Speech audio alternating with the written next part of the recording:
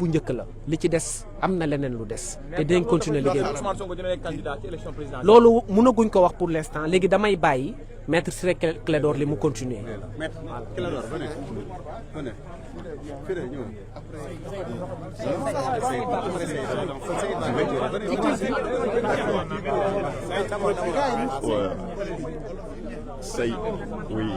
Saïd Larifou du barreau de Moroni aux Comores.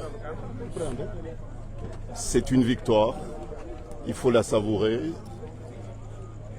Le combat sera très long, mais nous savourons avec un immense plaisir cette première étape qui est une étape victorieuse. Dans une démocratie, il faut les institutions, mais il faut aussi des hommes courageux, solides. Et nous pouvons dire que nous avons été très très bien servis. Personnellement, j'ai une immense satisfaction d'avoir, avec mes éminents confrères, contribué à la consolidation des valeurs et puis de l'héritage démocratique de ce grand pays qui est le Sénégal. La décision d'aujourd'hui va inspirer d'autres juridictions de d'autres pays également. C'était une contribution mais très précieuse que le Sénégal, une nouvelle fois, donne à l'Afrique et puis au monde entier. Et d'autres pays africains, et j'en suis certain, d'autres magistrats des autres pays, j'en suis certain, vont s'inspirer du courage de l'institution judiciaire du Sénégal qui se détache de plus en plus des autres pouvoirs également. Maître, est-ce que cette décision aura des effets sur les autres affaires en cours, notamment les fiches de parrainage ou encore l'affaire Adji Sarr? Bon, sur l'affaire du parrainage, sans doute, puisque M. Sonko est rétabli dans ses droits en tant que citoyen sénégalais. Il retrouve ses droits politiques. Bon, donc, bien sûr qu'il sera candidat, plus que candidat encore. Quelle est la prochaine étape judiciaire pour vous, les avocats? Bah, écoutez, la prochaine étape, elle est politique. Pour nous, il n'y a pas d'étape judiciaire encore. Saïd Larifou. Avocat Ousmane Sonko, maître, vous êtes satisfait aujourd'hui? Qui vient du Comore. Je suis, il est vrai, satisfait, mais très fier du juge qui a rendu la décision. Il a fait montre d'un courage énorme.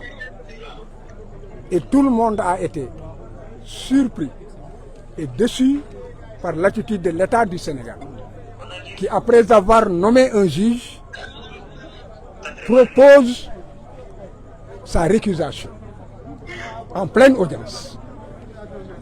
Comment est-ce que cela a pu se faire? Est-ce que le juge a refusé de céder aux tentations? Est-ce que c'est parce que le juge n'a pas eu à donner des signes qu'il aurait peur de menaces? En tout état de cause, il y a une raison.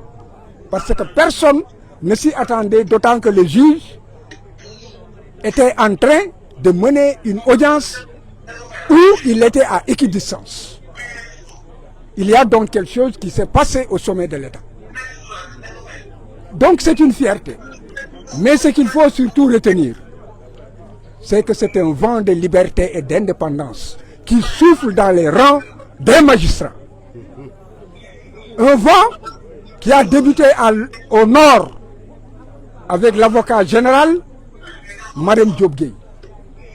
Tout le monde a pu apprécier son courage de dire que l'État avait tort et que l'État était dans la voie de fait et que l'État était dans l'arbitraire, qu'il ne pouvait pas priver Ousmane Sonko de ses droits et que le ministère de l'Intérieur n'était pas dans le droit, qu'il était dans l'illégalité.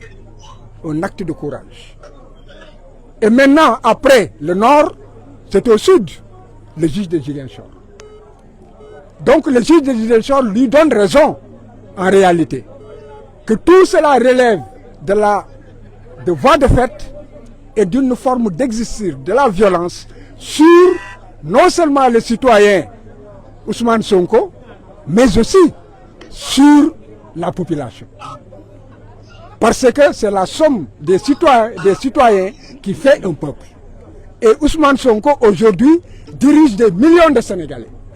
En les réprimant, en lui refusant ses droits, on force le jeu démocratique et déjà, les parrainages ont commencé, la rupture de l'égalité dans la compétition est déjà rompue.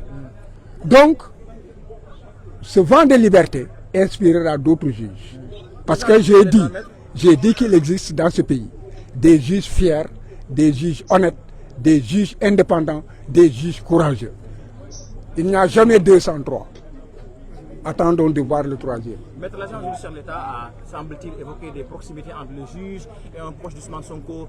Que répondez-vous à cela? Si la proximité seulement devait jouer, d'abord c'est faux.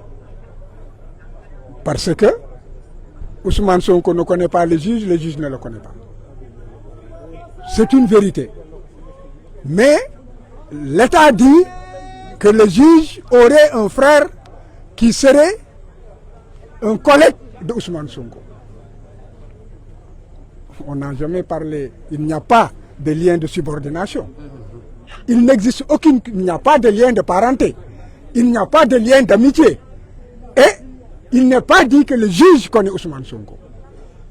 Alors, mais c'est quoi la conséquence maintenant? Est-ce que cela veut dire qu'Ousmane Sonko va être candidat? Est-ce qu'il y aura une incidence sur les autres affaires judiciaires? La candidature d'Ousmane Sonko est une exigence sociale, c'est une exigence du peuple sénégalais. Est-ce que juridiquement c'est possible maintenant? Juridiquement, Ousmane Sonko doit être candidat. Nous nous battrons et le dernier mot appartient au peuple sénégalais. On peut dire que c'est acté.